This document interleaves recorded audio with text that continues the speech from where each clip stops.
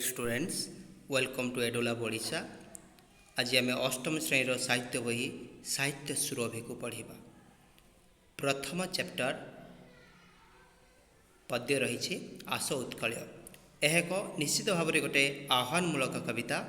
आस उत्कलय जमिति भारतर अधिवासी मानक भारतीय कहूँ, ठीक सेमिति ओडिशा जार पूर्व नाम उत्कल, से ओडिशा बा उत्कलर अधिवासी मानक आमे उत्कलय कहूँ। यही आह्वानमूलक कविता को लिखिं जातीय कवि वीरकिशोर दास। वीरकिशोर दास उपाधि पाई जातीय कवि। सेमिति आउ किछि कवि कौ उपाधि पाई देखीदबा। आदिकवि सारला दास, अतिबड़ी जगन्नाथ दास, कवि सम्राट उपेन्द्र भंज, कविवर राधानाथ राय, भक्त कवि मधुसूदन राव, पल्ली कवि नंदकिशोर बल, स्वभाव कवि गंगाधर मेहर, व्यास कवि फकीरमोहन सेनापति, कवि सूर्य बलदेव रथ, कविचंद्र कालंदी चरण पट्टनायक, विप्लवी कवि रवि सिंह, किशोर कवि श्याम सुंदर दास। एमिति अनेक कवि मानकर उपाधि परीक्षार पड़ब, केतेबेले ना केतेबेले एंट्रांस रे काम लगे। तेणु एगुड़िक टिके मन रख।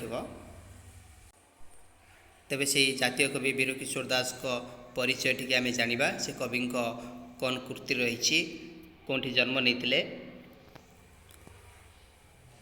से 1896 मसीहा नवेम्बर मास 23 तारिख रे कौटी जन्म नहीं, जगतसिंहपुर जिला। कौटी जगतसिंहपुर जिला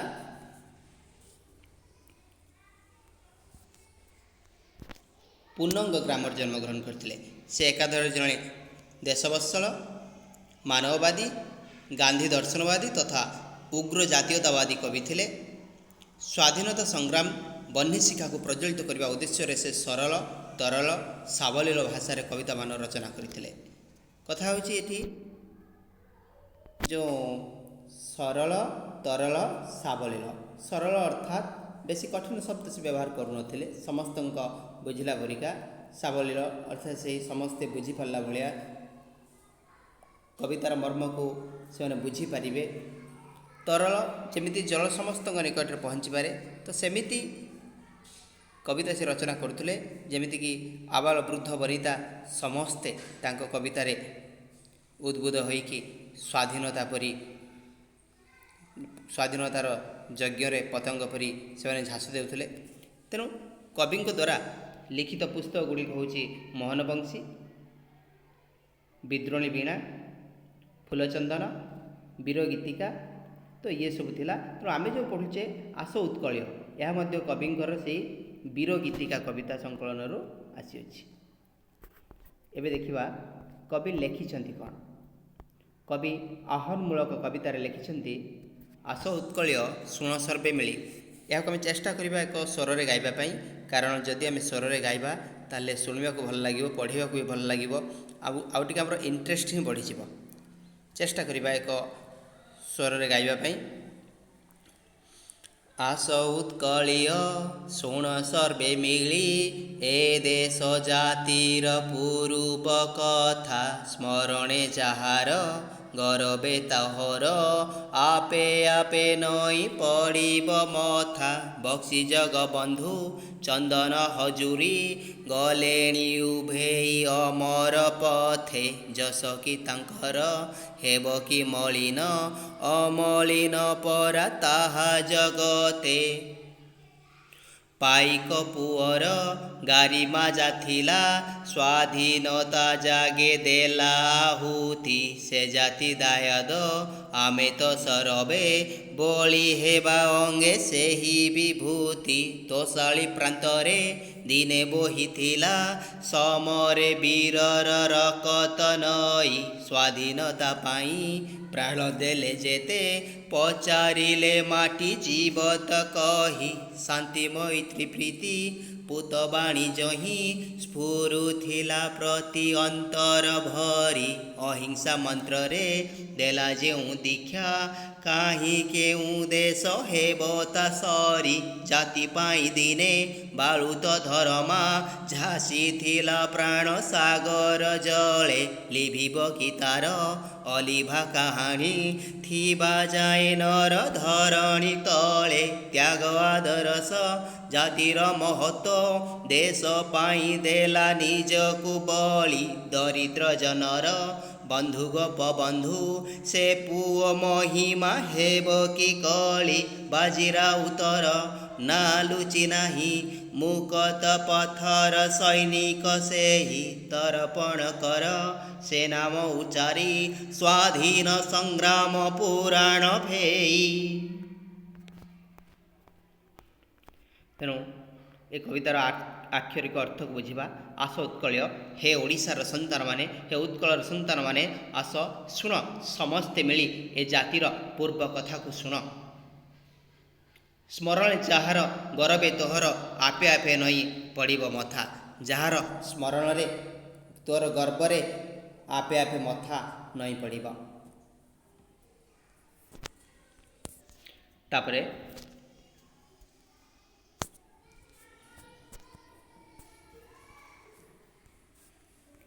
ବକ୍ସି ଜଗବନ୍ଧୁ ଚନ୍ଦନ ହଜୁରୀ, ବକ୍ସି ଜଗବନ୍ଧୁ ଚନ୍ଦନ ହଜୁରୀ ଗଲେଣି ଉଭେଇ ଅମର ପଥେ। ଯଶ କି ତାଙ୍କର ହେବ କି ମଳିନ, ଅମଳିନ ପରା ତାହା ଜଗତେ। ବକ୍ସି ଜଗବନ୍ଧୁ ଆଉ ଚନ୍ଦନ ହଜୁରୀ ୟାଙ୍କ ବିଷୟରେ ଟିକେ ଜାଣିବା।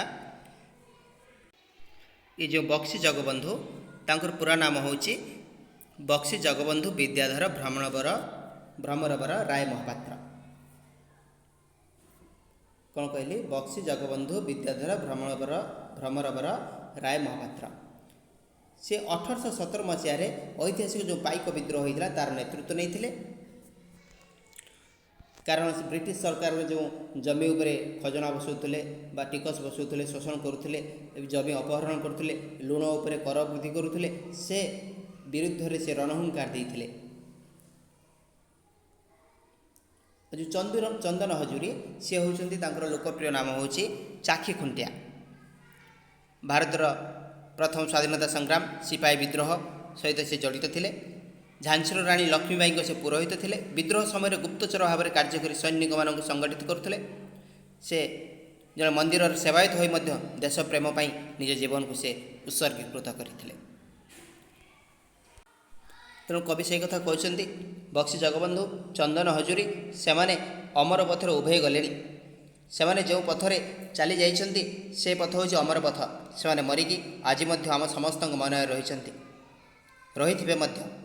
ଯଶ କି ତାଙ୍କର ହେବ କି ମଳିନ, ଅମଳିନ ପରା ତାହା ଜଗତେ। ତାଙ୍କର ଯଶ, ତାଙ୍କର କୀର୍ତ୍ତି, ତାଙ୍କର ଯେଉଁ ଭଲ କଥା ଗୁଡ଼ିକ, ଭଲ ଗୁଣ ଗୁଡ଼ିକ, ତାଙ୍କର ତ୍ୟାଗ, ସେସବୁ କେବେ ବି ମଳିନ ପଡ଼ିବନି। ତାହା ଅମଳିନ, ତାହା କେବେ ଫିକା ପଡ଼ିବନି ଏ ଜଗତରେ। ତାପରେ କହୁଛନ୍ତି, ପାଇକ ପୁଅର ଗାରିମା ଜାଥିଲା, ସ୍ୱାଧୀନତା ଜାଗେ ଦେଲା ଆହୁତି। ସେ ଜାତି ଦାୟାଦ ଆମେ ତ ସରବେ, ବଳି ହେବା ଅଙ୍ଗେ ସେହି ବିଭୂତି। ପାଇକ ପୁଅର ଗାରିମା ଜାଥିଲା, ସ୍ୱାଧୀନତା ଜାଗେ ଦେଲା ଆହୁତି। ତ ପାଇକ ପୁଅ ସେମାନେ କ'ଣ କରିଥିଲେ? ସ୍ୱାଧୀନତାର ଯଜ୍ଞରେ ଆହୁତି ଦେଇଥିଲେ। ଅର୍ଥାତ୍ ସ୍ୱାଧୀନତା ରୂପକ ଅଗ୍ନିକୁଣ୍ଡରେ ସେମାନେ ଝାସ ଦେଇଥିଲେ। ସେମାନେ ତ୍ୟାଗ କରିଥିଲେ। ସେମାନେ ଦେଶ ପାଇଁ, ମାଟି ପାଇଁ ଲଢ଼ିଥିଲେ। ଆମେ ହେଉଛୁ ସେ ଜାତିର ଦାୟାଦ, ଆମେ ସେ ଜାତିର ଉତ୍ତର ଅଧିକାରୀ। ଆମେ ସମସ୍ତେ ବଳି ହେବା ଅଙ୍ଗେ ସେହି ବିଭୂତି। ଅର୍ଥାତ୍ ସେହି ସ୍ୱାଧୀନତା ଯଜ୍ଞରେ ଆହୁତି ଦିଆଗଲା ପରେ ଯେଉଁ ପାଉଁଶ, ସେହି ପାଉଁଶକୁ ଆମେ କ'ଣ ହେବା? ବଳି ହେବା। ଅର୍ଥାତ୍ ସେମାନଙ୍କର ମାଟି ପ୍ରତି ଭଲ ପାଇବା, ତାଙ୍କର ଗୁଣ ଆମେ ଆମ ମନରେ, ଆମ ଆତ୍ମାରେ, ଆମ ଶରୀରରେ ଆମେ ତାକୁ ବଳି ହେବା। ତୋଷାଳି ପ୍ରାନ୍ତରେ ଦିନେ ବହିଥିଲା, ସମୀରେ ପୀରର ରକତ ନଈ। ସ୍ୱାଧୀନତା ପାଇଁ ଦେଲେ ଯେତେ ପ୍ରାଣ, ପ୍ରାଣ ଦେଲେ ଯେତେ, ପଚାରିଲେ ମାଟି ଯିବ ତ କହି। ତୋଷାଳି, ଏ ତୋଷାଳି କ'ଣ ଦେଖିବା? ଆମର ଯେମିତି ବର୍ତ୍ତମାନ ଓଡ଼ିଶାର ରାଜଧାନୀ ଭୁବନେଶ୍ୱର, ଠିକ୍ ସେମିତି ସେତେବେଳେ କଳିଙ୍ଗ ରାଜଧାନୀ ଥିଲା ତୋଷାଳି। ଧଉଳି ପାହାଡ଼ ନିକଟରେ ଗୋଟିଏ ଜାଗା, ତା ପ୍ରାନ୍ତରରେ ତା ପାଖରେ ଦୟା ନଦୀ ବହି ଯାଉଥିଲା। ସେହି ଦୟା ନଦୀ ପାଖରେ, ସେ ନଦୀ ପାଖରେ ଯୁଦ୍ଧ ହୋଇଥିଲା। ମୌର୍ଯ୍ୟ ସମ୍ରାଟ ଅଶୋକ କଳିଙ୍ଗ ସ୍ୱାଧୀନ ରାଜ୍ୟକୁ ଅକ୍ତିଆର କରିବା ପାଇଁ ଆସିଥିଲେ। ତାଙ୍କ ସହିତ ଅନେକ ବୀର ଯୋଦ୍ଧା ପାଇକମାନେ ତାଙ୍କ ସହିତ ଲଢ଼େଇ କରିଥିଲେ। ପାଖାପାଖି 1,00,000ରୁ ଉର୍ଦ୍ଧ୍ୱ ବୀର ଯବାନ ବା ଆମର ବୀରପୁରୁଷମାନେ ସେମାନେ ଶହୀଦ ହୋଇଥିଲେ। ପାଖାପାଖି 1,50,000ରୁ ଅଧିକ ସଂଗ୍ରାମୀମାନେ ଆମର ବନ୍ଦୀ ହୋଇଥିଲେ। ତେଣୁ ସେହି ସମର ଅର୍ଥାତ୍ ଯୁଦ୍ଧ, ସେହି ଯୁଦ୍ଧରେ ବୀରର ରକ୍ତ ନଈ ବୋହି ଯାଇଥିଲା। ସେ ଦୟା ନଦୀ ରକ୍ତରେ ରଞ୍ଜିତ ହୋଇଯାଇଥିଲା। ସ୍ୱାଧୀନତା ପାଇଁ ପ୍ରାଣ ଦେଲେ ଯେତେ ଜଣ ବି ସ୍ୱାଧୀନତା ପାଇଁ କେତେ କ'ଣ ପ୍ରାଣ ଦେଇଛନ୍ତି, ତାକୁ ସବୁ କିଏ ସାକ୍ଷୀ ଅଛି? ଏ ମାଟି ସାକ୍ଷୀ ଅଛି। ଏ ମାଟିକୁ ପଚାରିଲେ ସେ ସବୁ କହିଦେବ।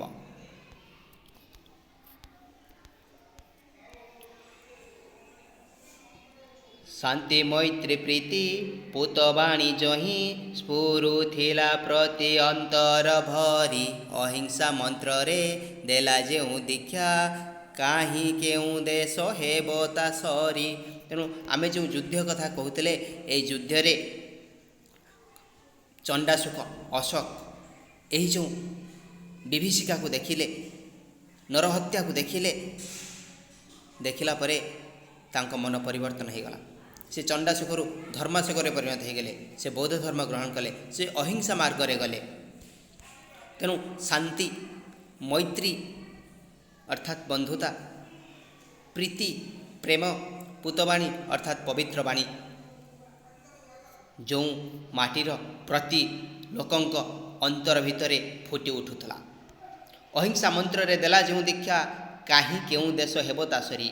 ଆଉ ଯେଉଁ ଅହିଂସା ମନ୍ତ୍ରରେ ଦୀକ୍ଷା ଦେଲା, ଅନ୍ୟ କେଉଁ ଦେଶ ୟା ସହିତ ସରି ହେବନି, ତୁଳନା କରାଯାଇପାରିବ ନାହିଁ। ଜାତି ପାଇଁ ଦିନେ ବାଳୁତ ଧରମା, ଝାସିଥିଲା ପ୍ରାଣ ସାଗର ଜଳେ। ଲିଭିବ କି ତାର ଅଲିଭା କାହାଣୀ, ଥିବା ଯାଏ ନର ଧରଣୀ ତଳେ। ଏ ଜାତି ପାଇଁ, 1200 ବଢ଼େଇ ପାଇଁ,